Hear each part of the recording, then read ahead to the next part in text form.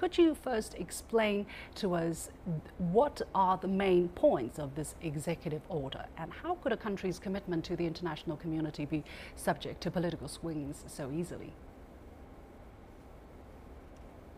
Well, I should start by saying that I think that Donald Trump's position on climate change, denying the problem and ignoring decades of the best scientific analysis from our community is really an embarrassment to the United States.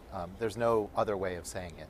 It's an embarrassment to the United States, and it makes the United States weaker. And it's a terrible mistake. However, I think it's important to point out that this executive order actually doesn't do very much by itself. The president in our system doesn't actually have the authority to turn back regulations just with a stroke of his pen. There's a process. It's a long legal process.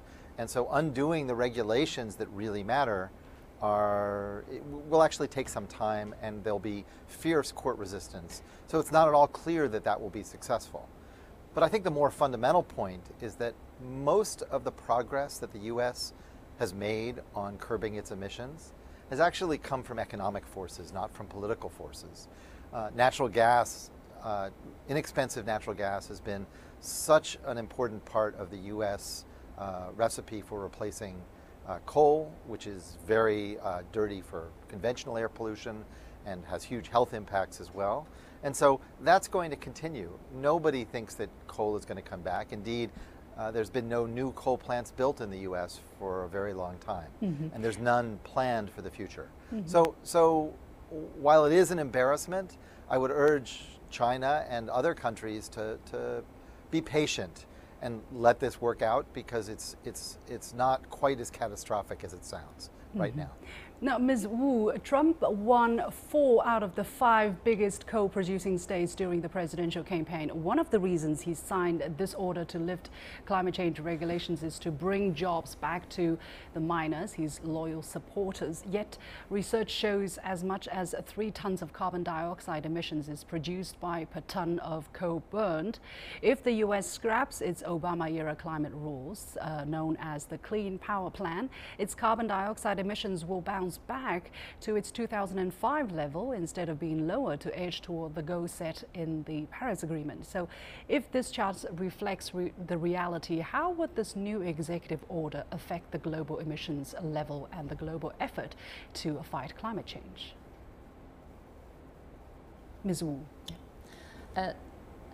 I think, Please, I think that the signal from the U.S., the executive order, definitely sends a very negative signal to the global community, meaning the U.S. is not going to probably honor its commitment to the Paris Agreement, and very negatively, actually, domestic is going to open up more fossil fuel development projects, and potentially, actually, in the energy structure, you're going to see more fossil fuels actually in the U.S. energy structure there, and potentially down some consequences to the emissions itself and also to the global emissions there as well. Very importantly, I think, as Professor Schrag said, domestically probably this wouldn't really do much at this moment, but somehow actually globally, the U.S. leadership, U.S. positioning to Paris Agreement, to global climate change issues is very critical. It sends the signal to the global community whether global leaders are serious about international process, whether they continue to honor their commitment. Dr. Schrags, as the rest of the world is seeking to develop their economy in a sustainable way, the Trump administration is, or at least it seems that for the moment, no longer putting consideration of climate change at the heart of the government policies. As the largest historic emitter of carbon dioxide, is it fair to let the rest of the world pay the bills for America's development? Well, it's certainly not fair. The U.S. has a responsibility to lead on climate change, and historically has led on climate change.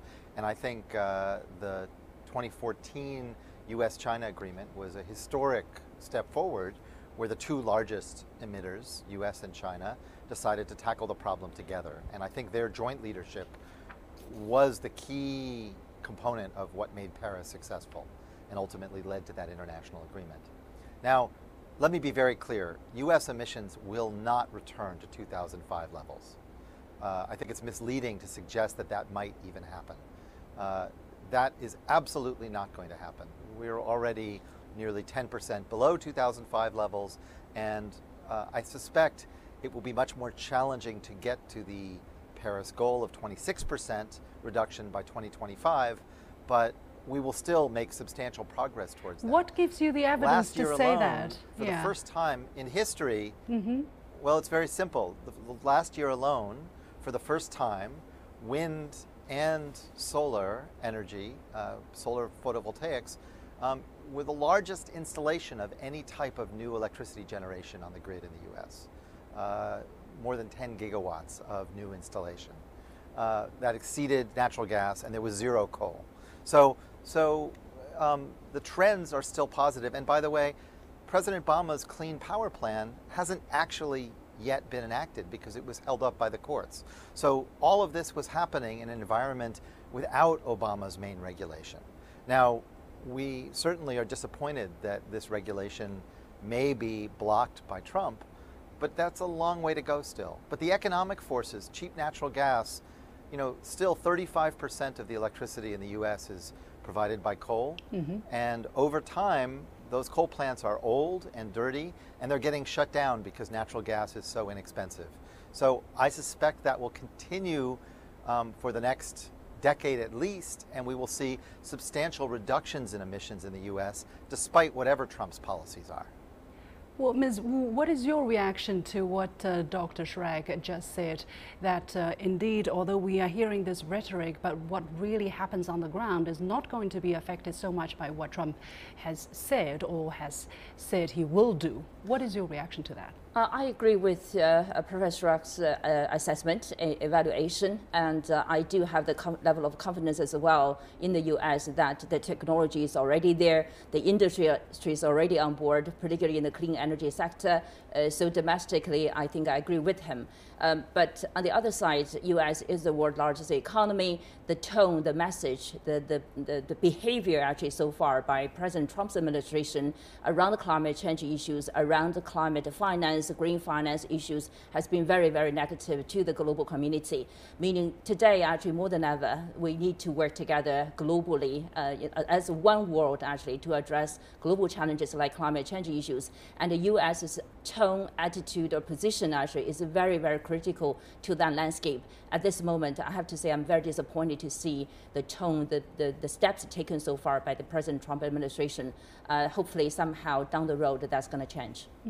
Dr. Schrags, now Mr. Trump argued that the Paris Agreement was unfair to the US and that climate change had been created by and for the Chinese. Maybe again, one of his campaign rhetoric which should be discarded by now, but let's really look at the facts. China is for the moment the biggest emitter, but authoritative data shows that since the Industrial Revolution, China's total carbon dioxide emissions have been less than half of that of the United States and less than half of that of the EU. So shouldn't the bigger polluters really share the bigger share of the responsibility? You know, the reality is that what matters to climate, to the physical climate system, is the cumulative emissions over the entire fossil fuel era.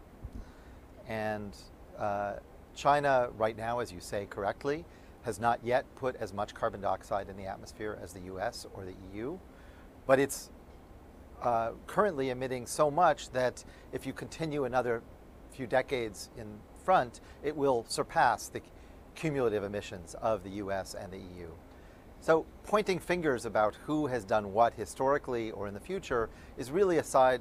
Well, China has said that China has committed itself to peak its carbon dioxide emission by 2030, according to the Paris Agreement. And China said it will try its best to reach that target as early as possible. So China's commitment is there. This is not going to. And by the way, if you look at the number, China's total emissions is less than half of that of the United States that have continuously polluted over the past 1.5 centuries. So the difference is really big. That's right, it is big, but China's catching up very, very quickly. My point is that all of this discussion is actually missing the big point, which is together, the US and China need to lead the world beyond fossil fuels altogether. Ultimately, the goal has to be zero emissions. And that is going to take a long time, and it's going to take a lot of new technology and innovation. And both the US and China have important roles to play. And I agree with you that ultimately the US, and with Trump's rhetoric, is falling down on its responsibility. It has a very important responsibility. Now, there is a small silver lining, and I hope that China will see this as an opportunity to step up and show global leadership. The US will be back, whatever Trump does, even if Trump decides to officially withdraw from the Paris Accord. Future presidents will rejoin this effort because this is just too important for the world, and the US will show leadership. But there's an opportunity for China, perhaps, to step up even in the absence of the US, especially for the global developing countries. You know, there are many countries in the developing world who are actually a little hesitant to get involved with climate because, well, under US leadership. India, for example, with its post-colonial view of the world, I think is hesitant to be told what to do by a rich country like the U.S. On the other hand, I think it wouldn't China be so happy to be told what to do by China either. I'm afraid. Anyway, time is very limited. Maybe, but yeah. Go ahead, please. Finish making your point. No, please. Okay, my last question to to Ms. Wu. A very interesting point Dr. Schrags made there about China's potential role if the U.S. really decides to leave this vacuum. Ms. Wu, what do you think China could possibly do? Can China fill the vacuum if the U.S. does step out of it? I don't think it's a fair question, honestly. In reality, China has been leading, and China is leading, and I believe China will continue to lead its efforts.